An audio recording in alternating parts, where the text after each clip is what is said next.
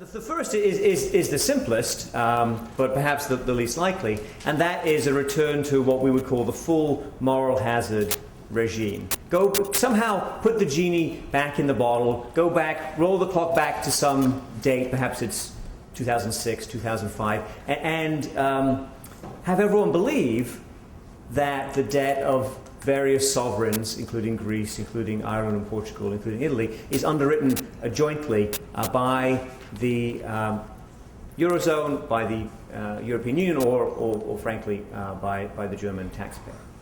Now, that is a potential scenario. We should be clear. That could happen. There may be a change in the structure of the governance, or I don't think the details being announced today will do this. We'll come on and talk about that in a moment. You can find yourself there. It seems very unlikely. It seems that the political deal that we needed to underpin that is not available at the moment. And of course, I think you would have got the impression correctly from what Peter said, that this is not something that we would be particularly encouraging as a top priority. Moral hazard, I think, in this context has a pejorative meaning, and that's appropriate. There has been over borrowing and over lending, and there has been a belief in promises that ultimately are very hard to fulfill. So the second scenario is perhaps to the other extreme. If the first one is full bailouts resume, complete protection for all creditors, bailouts in that sense. The second solution would be to have a definitive approach in which some countries are inside a protective wall, or actually we've called it a cordon sanitaire. We thought if we give it a French name, it might increase its success possibilities in Europe. It hasn't worked so far, but then let's call it a cordon. If you're inside this protective barrier, you will be protected to the full extent of the European Central Bank. So this is the point that Peter made. The fundamental difference between the United States and Eurozone in this regard is that we have a central bank that's willing and able to buy US government debt when necessary, subject to a debt ceiling, I understand, but that's a separate topic. The Europeans do not. However, if you had an inner core where there was an agreement that their debt was, perhaps they have a Ministry of Finance that issues a shared common debt for that subset of countries. There are different ways to do this. But you're inside the cordon, you have this protection. Now, what happens on the outside? There's restructuring of the debt, organized default.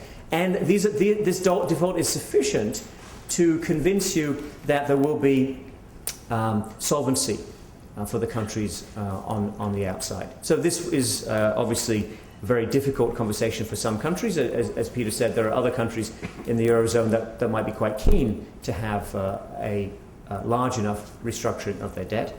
But again, it doesn't seem that we're at the point where the European leadership is willing to take that decision, even perhaps to have the conversation about who's on the inside and who's on the outside.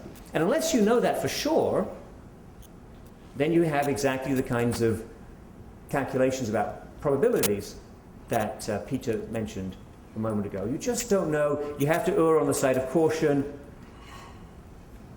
Money managers with a longer term horizon are going to be selling out of these positions. And this pushes you towards further down into this third scenario, which is perhaps the most obvious one, but still worth thinking through a little bit with you, which is a form of muddling through, a form of periodic summits, some announcements that look good. Initially, a lot of ambiguity in the details, some attempt to find a restructuring of debt that's quote-unquote not coercive or selective, trying not to trigger a credit event as classified by the Determination Committee of ISDA that determines whether or not credit defaults swaps will pay off, so whether or not you actually have insurance on your portfolio.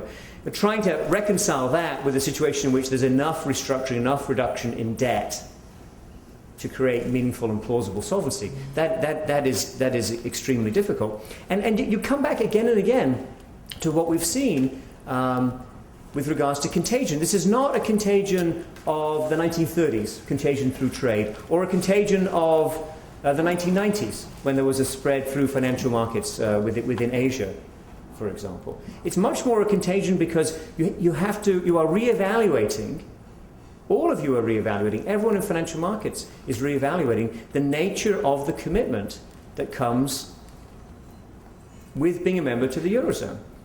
What kind of protection do you have for which types of debt or bonds and in which states of the world? That's a very unstable, precarious, well, it's a psychology, but it's also the economics of it, as Peter emphasized.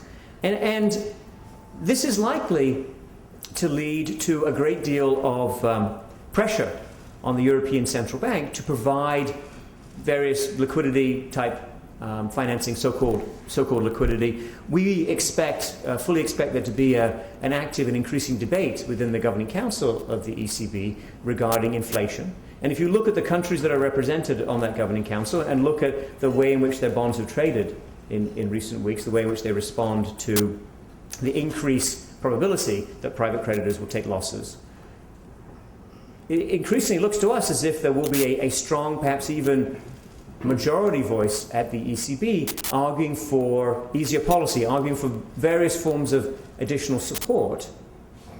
And frankly, I think we think that this scenario leads to significant inflation.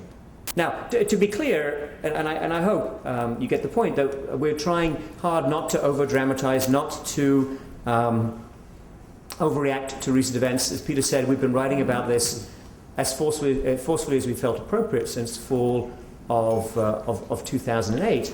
And we are continuing to press the Europeans, and anyone who'll listen, actually, okay, there are a few Europeans in on the need for a more definitive, comprehensive solution to this problem. Just muddling through, just kicking the can down the road is going to lead to very difficult outcomes for Europe, certainly on the inflation side, probably on the side of the real economy and growth. How does that spill over to affect the rest of us? How does it affect global growth? How does it affect the US financial system? Great questions that we're happy to take up in the question and answer period.